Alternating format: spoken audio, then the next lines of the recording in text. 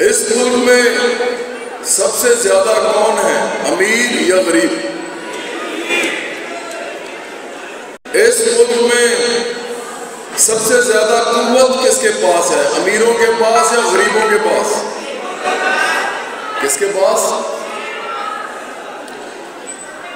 इस मुल्क में गरीब जो है, क्या वो समझते हैं उनको हक मिल सकते हैं पार्लियामेंट के थ्रू? पार्लियामेंट आपको हक देगी कभी? क्या इस निजाम के अंदर, यार ये आपने नहीं करना, मेरे लिए कोई ताली नहीं बचवाएगा, कोई ऐसे नहीं करवाएगा। और यार आप क्या लोग हैं भाई, आपको क्या कहता है ताली बजाओ, ताली बजाना शुरू कर देते हैं। आपको कोई कहे, मेरे वो दोस्त है बड़े अच्छे महल साहब, लेकिन उनको करना पड़ता है, वो कहते हैं बैनर ऊपर करो, बैनर ऊपर कर देते हैं।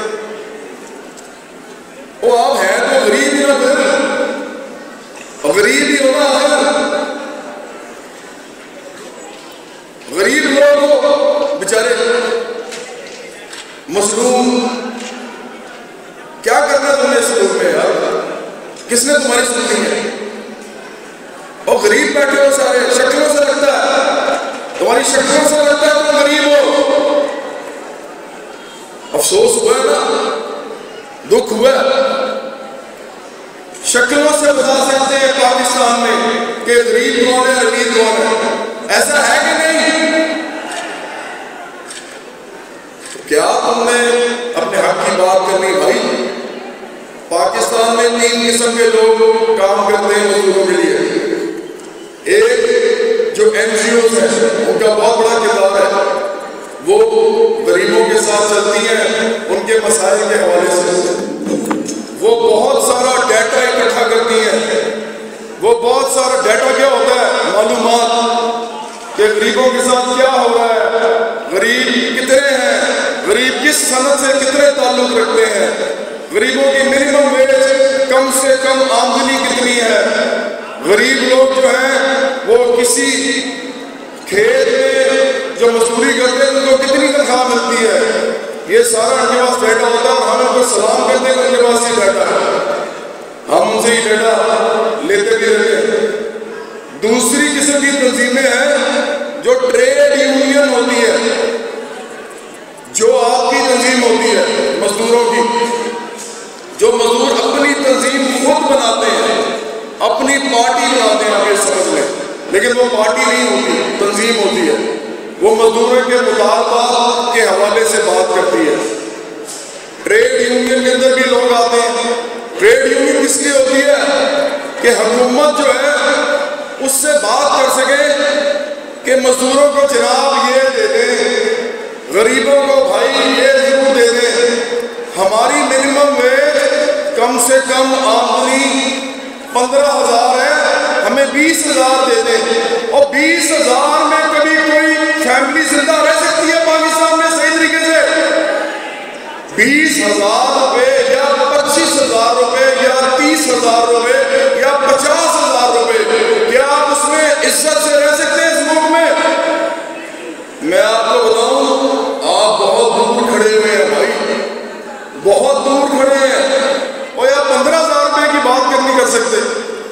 इस मुल्क में ऐसे लोग हैं जो एक दिन में 4 करोड़ रुपया कमाते हैं। कितना? और आप बात कर रहे हैं हमें थोड़े से पैसे और दे दो, और जनाब असी बड़े गरीब हाँ, साढ़े से कुछ कर लो। वो इस तरह की होगा भाजी, थोड़े ना कुछ नहीं होना ला। ज्यादा से ज्यादा कोई आपको 5,000 रुपया ज्यादा दे देगा, भीख समझ के, आपका हक समझ के नहीं देगा। मैं आपको बताता हूं क्यों नहीं देगा। क्यों? जो हक होता है ना, हक, वो हक मांगने वाले को पता होता है कितना मांगना है। अगर आपका हक सिर्फ ये है कि हमें 5,000 रुपया ज्यादा दे दो, तो फिर यही आपका हक है। और अगर आपका हक ये है कि इस मुल्क में जो कुछ उगता है, जो कुछ बनता है फैक्ट्रियों में, और जो कुछ मिलता है वो सब हमारा है, सब हमें मिलना चाहिए, ये आपका बड़ा हक है।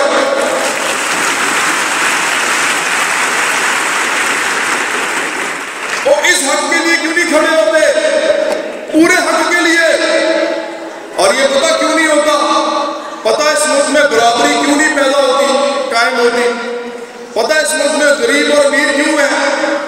क्यों गरीब जो है वो मजलूम है, महरूम है, महकूम है? पता है क्यों है? ये आपका अपना कसूर है, ये आपका अपना कसूर है मेरे भाई, मेरी बहनों। आप कनात करते हैं थोड़े में, सब्र करो जी, शुक्र करो जी, सब्र करो, सब्र का फल मीठा होता है। आज तक वो फल भी नजर आया जिसका सब्र फल मीठा होता है।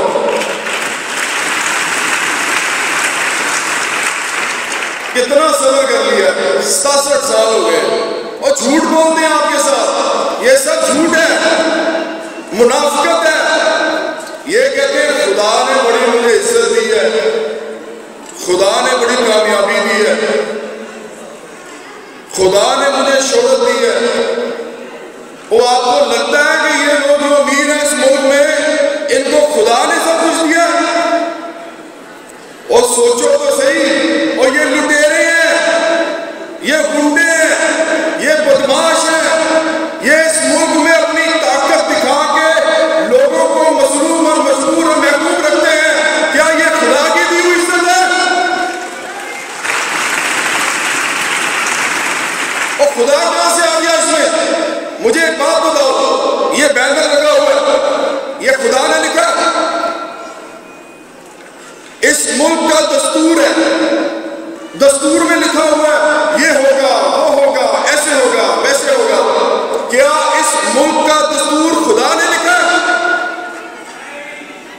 क्या इस मुल्क के अंदर जो पार्टियां इलेक्शन लड़ती हैं और इलेक्शन में बैनर लगाती हैं बड़े बड़े, पता नहीं क्या क्या उसमें बकवास लिखी होती है, क्या वो सब कुछ जो लिखा होता है वो खुदा ने लिखा होता है? क्या ये निजाम इस मुल्क का खुदा चला रहा है? तो ये निजाम किसने तब्दील करना है? इस मुल्क का निजाम इंसान चला रहे हैं या खुदा? इतना बताओ बस, ऊंचा बोलो यार। तो इसको खत्म भी कौन करेगा इस निजाम को? उसको खत्म करने के लिए तैयार हो? हाथ खड़ा करो। वो आज से तुम गरीब नहीं हो, आज से तुम मजलूम नहीं हो, आज से तुम महबूब नहीं हो, सिर्फ इसलिए कि आज तुमने ये ठान ली है कि इस मुल्क का निजाम खत्म करेंगे, इस मुल्क से अमीर और गरीब का फर्क ही मिटा देंगे, खत्म हो जाएगा।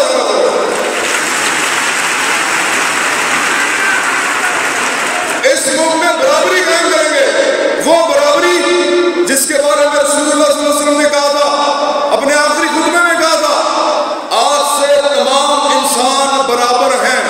ये क्यों नहीं बताता नवाज शरीफ? ये क्यों नहीं बताता इमरान खान? ये क्यों नहीं बताता जरदारी? ये क्यों नहीं बताते लोगों को कि ये बराबरी का पैगाम दिया था? मुझे बताएं, क्या तरीके इंसाफ मजदूरों और किसानों की पार्टी है? क्या मुस्लिम नून मजदूरों और किसानों की पार्टी है? क्या पीपल्स पार्टी मजदूरों और किसानों की पार्टी है? जनाब, आपकी कोई पार्टी नहीं है इस मुल्क में, आपकी कोई पार्टी नहीं है। 80% गरीब आदमी की कोई पार्टी नहीं है। तो ये पार्टी कौन बनाएगा? ये गरीब की पार्टी अमीर बनाएगा या गरीब? जब तक पार्टी नहीं बनाओगे तो क्या मिलेगा इस मुल्क से? सोचो, जो लोग कानून बनाते हैं वो तो अमीर लोग हैं। कभी अमीर आदमी भी गरीब के लिए कानून बना सकता है? जब पार्लियामेंट में जाते ही अमीर लोग हैं तो उन्होंने आपके लिए क्या करना है? वो तो चाहते हैं आप गरीब रहो। क्यों? ताकि आप उनके लिए काम करो, ताकि आप उनके खेतों में काम करो, ताकि आप उनकी फैक्ट्रियों में काम करो, और ताकि आप उनके भट्टों पे काम करो। वो तो ये चाहते हैं। और आप इधर आके मुझे बता रहे हैं कि हमें 5,000 रुपया ज्यादा चाहिए, हमें 10,000 रुपया ज्यादा चाहिए। और यार तो शर्म करो, आप लोगों को अपनी पार्टी बनानी चाहिए।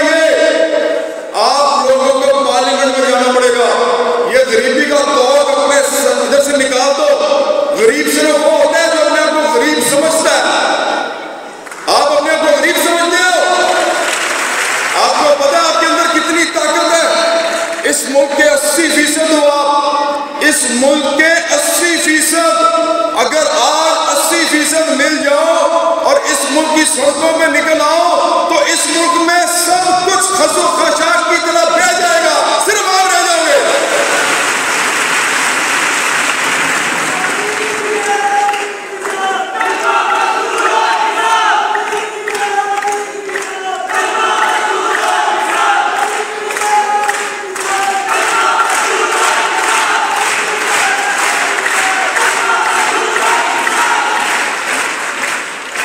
मुझे यहाँ बुलाया गया था थोड़ी सी बात करने के लिए।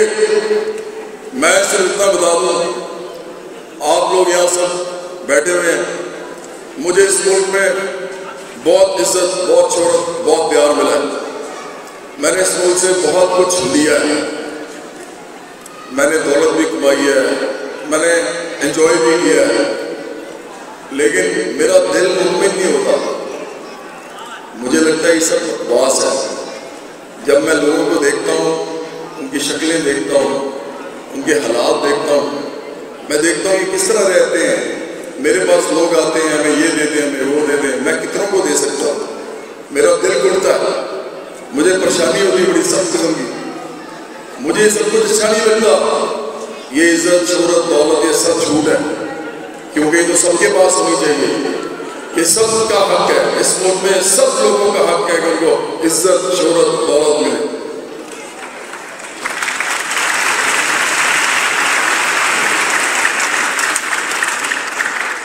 इसलिए मैं आपके पास आजकल सिर्फ इसलिए आ रहा हूँ, मैं जहां भी जाता हूँ एक ही बात करता हूँ कि देखो मैं यहाँ खड़ा हूँ, मेरे साथ मेरी ऑर्गेनाइजेशन तंजीम खड़ी है, international youth and workers movement, आलमी नौजवान और मेहनत कश तहरीक। हम खड़े हैं आपके लिए, हम खड़े होंगे आपके लिए आगे भी। ये हमारा पहला मरहला है। हम सिर्फ आपको बता रहे हैं कि हम आ गए हैं और हम आपके लिए खड़े हैं। मैं यहाँ पे खड़ा हूँ और मेरे नौजवान साथी वहाँ बैठे हैं और बहुत से मजदूर और किसान हमारे साथ हैं इससे। लेकिन ये पहला मरहला है, याद रखिए। अगला मरहला इससे बहुत बड़ा है।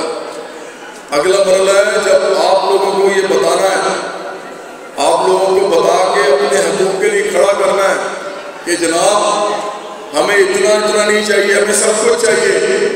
हमें इस मुल्क में जो कुछ मौजूद है सब कुछ चाहिए, हमारे बच्चों को, हमारी नस्लों को, ये बताना है आपको। इसीलिए हम यहाँ खड़े हुए हैं आज, इसीलिए मैं यहाँ खड़ा हूँ। ये बहुत बड़ा तारीखी फरीज़ा है हम सबका।